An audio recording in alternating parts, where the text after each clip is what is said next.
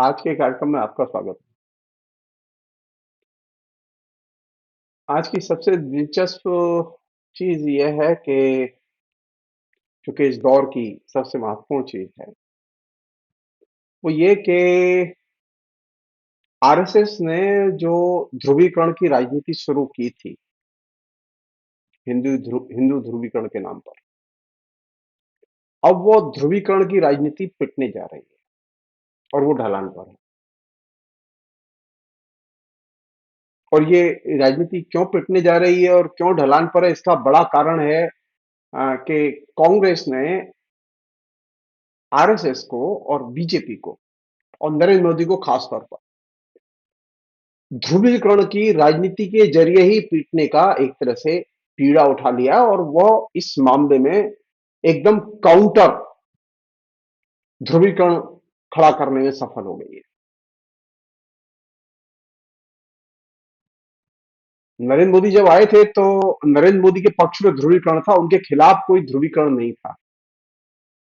लेकिन आज स्थिति ये नहीं है। आज स्थिति है कि नरेंद्र मोदी के खिलाफ में एक काउंटर ध्रुवीकरण है और ये काउंटर पोलराइजेशन अपने आप में नरेंद्र मोदी की और हिंदुत्व की राजनीति के पराभव की सबसे पहली और बड़ी सूचना है, सबसे बड़ी खबर है ये।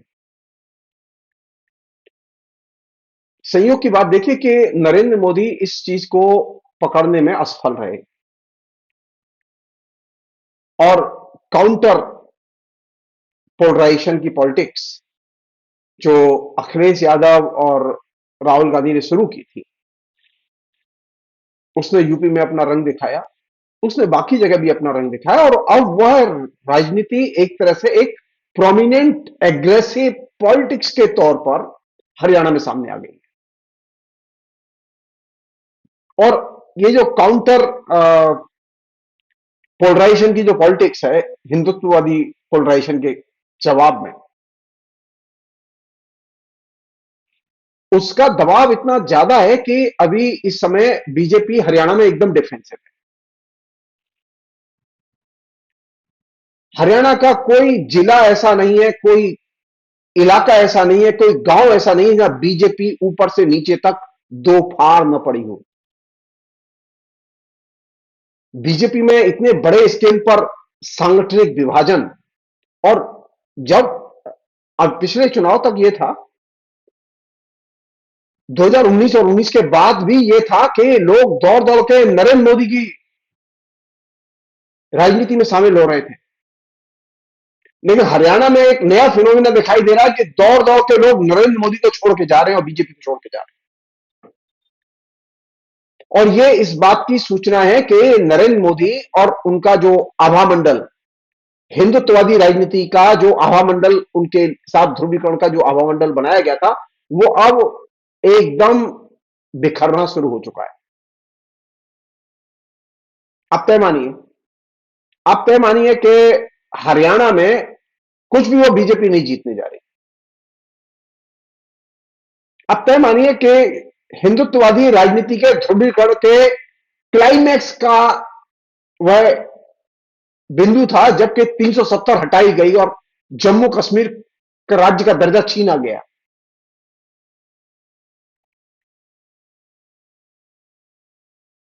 राहुल गांधी ने और फारूक अब्दुल्ला ने मिलकर ये एक काउंटर नैरेटिव, वहां सीपीएम भी साथ में उनके, इंडिया गठबंधन ने एक काउंटर पोलराइजेशन पूरे जम्मू कश्मीर में खड़ा कर दिया है और उसके चलते अब पूरी तरह से बीजेपी एकदम आइसोलेटेड और डिफेंसिव और डिवाइडेड है। और ये जो नई जो काउंटर ऑफेंसिव जो सेक्युलर फोर्सेस की शुरू हुई है, ये एक तरह से धर्मनिरपेक्षता का एक तरह से काउंटर ऑफेंसिव है और काउंटर पोलराइजेशन है।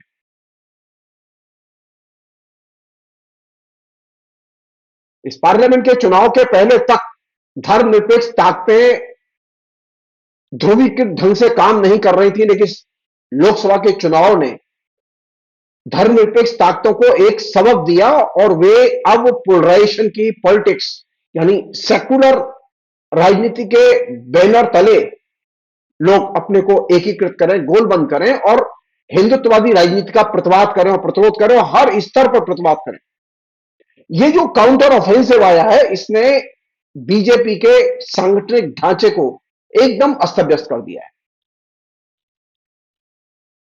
आप याद कीजिए, 2014 में नरेंद्र मोदी के आने के बाद राष्ट्रीय स्वयंसेवक संघ के सरसंघ चालक ने, जो अभी भी सरसंघ चालक है, मोहन भागवत, इन्होंने कहा था कि हमारे जो जन संगठन है उनकी अब हमारी जिम्मेदारी नहीं है, वे स्वतंत्र अपने काम करने के लिए। और उन्होंने सभी जन संगठनों के साथ में कोऑर्डिनेट करके काम करने की एकदम धारणा छोड़ दी।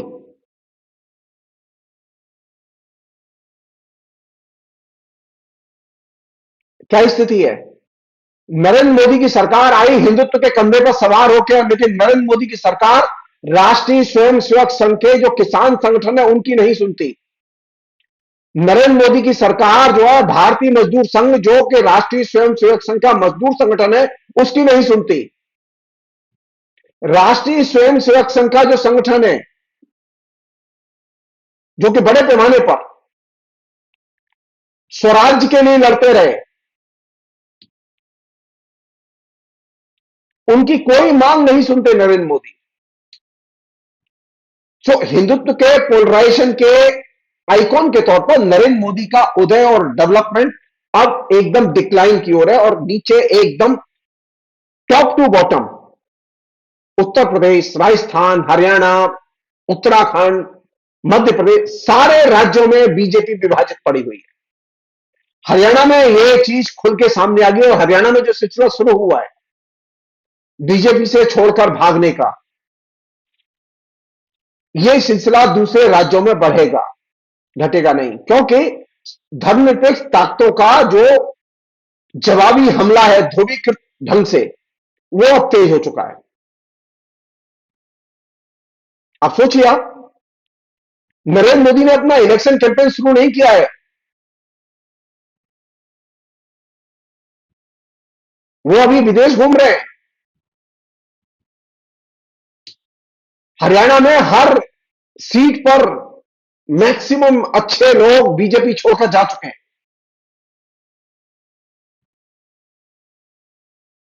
नरेंद्र मोदी के पास समय नहीं है, या नरेंद्र मोदी की क्षमता नहीं है, नरेंद्र मोदी वास्तविकता को फेस नहीं करना चाहते, जो भी कहिए आप। लेकिन एक वास्तविकता है कि हिंदुत्ववादी जो ध्रुवीकरण की राजनीति जो अब तक अनचैलेंज थी, उसके सामने सेकुलर काउंटर ऑफेंसिव ध्रुवीकृत ढंग से सामने आ चुका है, और इसने एक नई चुनौती और नई संभावनाएं पैदा की हैं डेमोक्रेसी के विकास की। यह सच है कि लोग अपने अपने कारणों से बीजेपी छोड़ रहे हैं। लोग अपने अपने कारणों से बीजेपी में गए भी थे। लोग स्वार्थ की वजह से ही गए थे हिंदुत्ववादी राजनीति के पास में, और स्वार्थ की वजह से हिंदुत्ववादी राजनीति को छोड़ रहे हैं। वो हिंदुत्ववादी राजनीति के साथ में इसलिए नहीं जुड़े थे कि वो हिंदुत्व को प्यार करते थे। हमारा एक छोटा सा प्रस्ताव है, बीजेपी अपना ये दावा करती है कि वो हिंदुस्तान का सबसे बड़ा राजनीतिक दल है। अगर वो सबसे बड़ा राजनीतिक संगठित दल है तो वो अकेले इलेक्शन लड़के दिखाएं और नरेंद्र मोदी चुनावों में भाग न लें।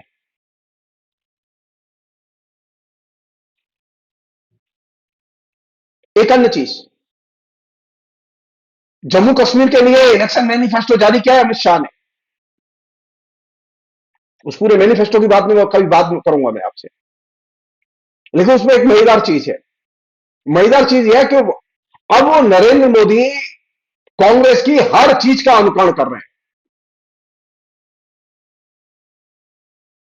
उस मैनिफेस्टो में कहा गया कि जम्मू कश्मीर में परिवार की जो सबसे बुजुर्ग महिला है उसको 18,000 रुपए महीने दिए जाएंगे।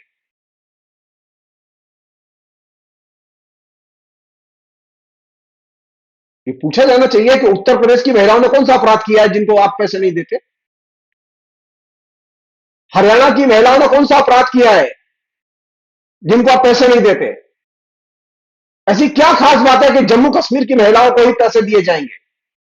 कल तक तो कहते थे कि ये रेवड़ियां बांटने वाली राजनीति हम नहीं करते, लेकिन अब तो रेवड़ी बांटने वाला मैनिफेस्टो लेके आए आप जम्मू कश्मीर में। इससे एक चीज का अंदाजा लगता है कि नरेंद्र मोदी और अमित शाह ये जो गैंग की तरह काम कर रहे हैं, ये लोग हिंदुत्ववादी राजनीति और फासिस्ट राजनीति के कॉम्बिनेशन के साथ काम कर रहे हैं ये लोग।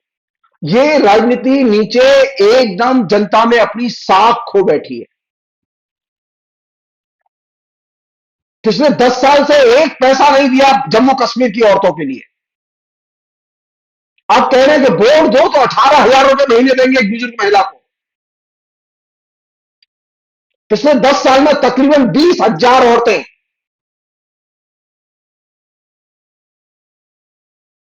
पागलपन की शिकार हुई है या विभिन्न किस्म के अवसाद में डूबी हुई हैं जम्मू कश्मीर में। उनके परिवारों के लोगों के ऊपर हमले हुए हैं पुलिस के और सेना के, या उनको सताया गया किसी तरह से आतंकियों के जरिए। सरकार सुरक्षा देने में असमर्थ रही है, राशन देना तो दूर की बात रही। और तो और जब धारा 370 हटाई गई और जम्मू कश्मीर का दर्जा खत्म किया गया, तो कश्मीर में 8 महीने तक अघोषित लॉकडाउन जारी करके कश्मीर की जनता को भूखों मरने के लिए मजबूर किया गया। अब वो वहां मैनिफेस्टो जारी करके कह रहे हैं कि वो 18,000 रुपया महीना बुजुर्ग महिला को देंगे हर महीने। बेशर्मी की हद होती है। और ये सब क्यों किया जा रहा है? वोट, सरकार चाहिए। हमसे वो एक चीज याद दिलाना चाहते हैं, लेह लद्दाख की जनता ने नरेंद्र मोदी के पूरे इस जम्मू कश्मीर नीति के मॉडल को ठुकराया और बीजेपी को बुरी तरह से हराया था। और तय मानिए, जम्मू कश्मीर के इस बार के चुनाव में नरेंद्र मोदी और उनकी की पूरी टीम बुरी तरह से हारेगी, अभूतपूर्व ढंग से हारेगी। और उसका एक प्रधान कारण यही है कि जम्मू कश्मीर की जनता पर पिछले 10 साल में अकथनीय अत्याचार हुए हैं। हजारों लोगों को राष्ट्रीय सुरक्षा के नाम पर जेलों में बंद कर दिया गया और वो महीनों और सालों बंद रहे। क्लासिक केस है फारूक अब्दुल्ला को बंद करना।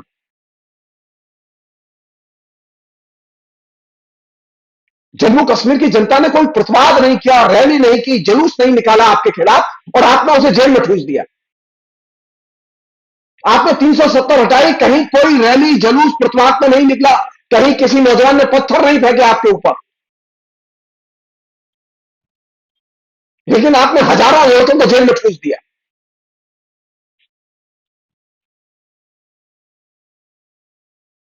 अनेक पत्रकार जो निर्दोष है वो जेल में अभी भी पड़े हुए हैं। तो जम्मू कश्मीर के तो हर लेवल पर व्यापारियों का तकरीबन वो जो 7 महीने 370 हटाए जाने के बाद में 7 महीने जो अघोषित 8 महीने जो लॉकडाउन रहा, उसमें तकरीबन 20,000 करोड़ रुपए का जम्मू कश्मीर के व्यापारियों को नुकसान हुआ। दैनिक मजदूरी करने वालों की मजदूरी मारी गई। कैसे भूल सकती है ये जनता? सिर्फ इसलिए कि आपको वोट दे दे, आप बहुत अच्छे हैं देखने में। आज स्थिति है कि गवर्नर वहां पर एकदम राजा की तरह शासन कर रहे हैं। कोई संवैधानिक रूल्स रेगुलेशंस को वो नहीं मानते, और इसके अनेक उदाहरण पड़े हुए व्यवहार में। तो जम्मू कश्मीर की जनता आपसे जवाब तो लेगी आपकी इस पॉलिसी को, कश्मीर पॉलिसी को। अमित शाह परसों बोल रहे थे, कल बोल रहे थे कि अब 370 वापस नहीं आने वाली। हम ये कह रहे हैं 370 वापस आएगी कि नहीं आएगी ये तो बाद में तय होगा। बीजेपी वापस नहीं आने वाली। बीजेपी चुनाव नहीं जीतेगी जम्मू कश्मीर में। बीजेपी लेह लद्दाख में भी चुनाव नहीं जीत पाई थी। वहां केंद्र शासित जो प्रशासन के चुनाव हुए उसमें नेशनल कॉन्फ्रेंस और कांग्रेस के लोग बड़े बहुमत से जीते। तो असल चीज जो है, जो समझने की है आप सब लोगों के लिए, वो ये कि एक काउंटर ऑफेंसिव सेक्युलर फोर्सेस का शुरू हो चुका है, काउंटर पोलराइजेशन शुरू हो चुका है, और इस काउंटर सेक्युलर पोलराइजेशन में आपको मदद करनी चाहिए और बीजेपी को आइसोलेट करना चाहिए। और जो लोग बीजेपी में थोड़े बहुत भी समझदार लोग हैं, उन्हें बीजेपी छोड़ देनी चाहिए। मैं पहले एक बात कह चुका हूं, मैं उसे खाली मेंशन कर रहा हूं। नरेंद्र मोदी बीजेपी के लिए पेरेस्ट्रोइका के गोरबाचोव हैं। बीजेपी को हमेशा के लिए नेस्त नाबूद करके जाएंगे, जैसे गोरबाचोव कम्युनिस्ट पार्टी को हमेशा के लिए नेस्त नाबूद करके सोवियत संघ से गए थे।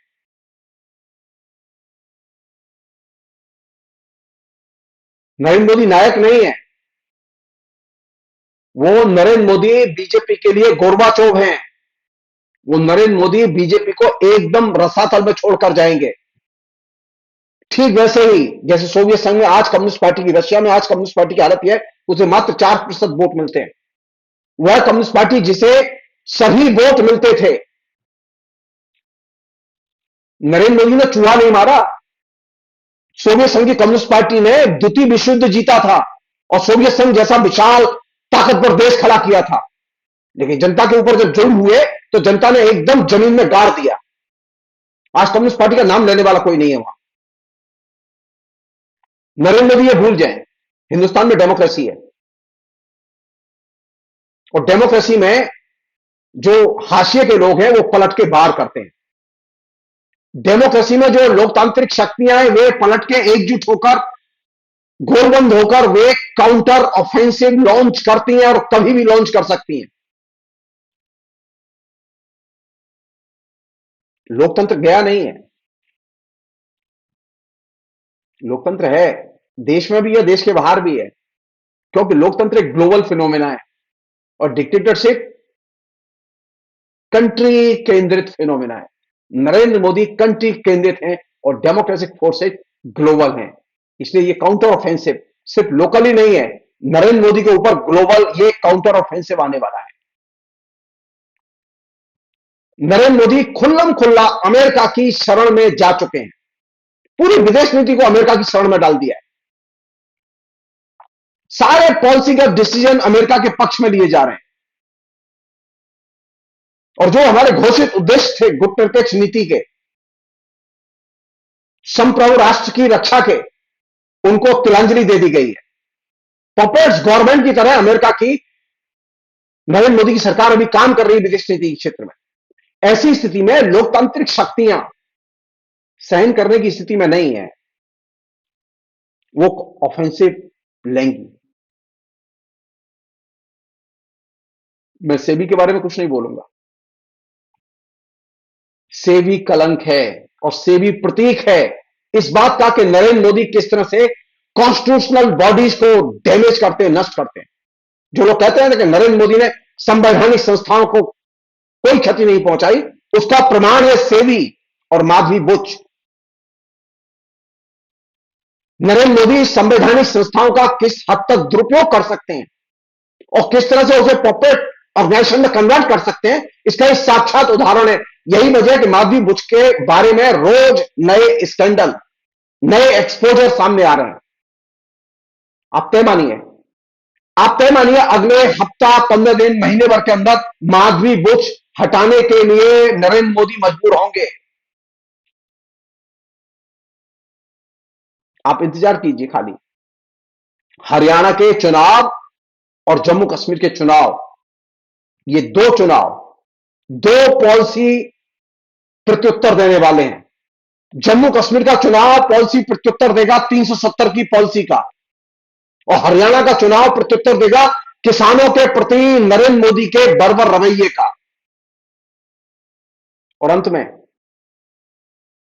ये चीज भूले नहीं नरेंद्र मोदी और उनके चंगू मंगू, किसान अभी सिंधु बॉर्डर पर बैठे हुए हैं और वो बैठे रहेंगे। चुनाव होने दो, चुनाव होने दो, दिल्ली किसानों की होगी। चुनाव होने दो, किसान दिल्ली आएंगे, आंदोलन करेंगे, छोड़ेंगे नहीं। हरियाणा में सरकार बदलने दो, दिल्ली किसान पहुंचेंगे और नरेंद्र मोदी मजबूर होंगे किसानों की मांगे मानने के लिए। क्योंकि अब ये काउंटर ऑफेंसिव का दौर है। सेक्युलर डेमोक्रेटिक फोर्सेस अपने को ध्रुवीकृत कर चुकी हैं और वे ध्रुवीकृत करके आक्रामक रूप में आ चुकी हैं। दिन गिनो, दिन गिनो नरेंद्र मोदी के कौन कौन लोग नरेंद्र मोदी को छोड़ के जाते हैं।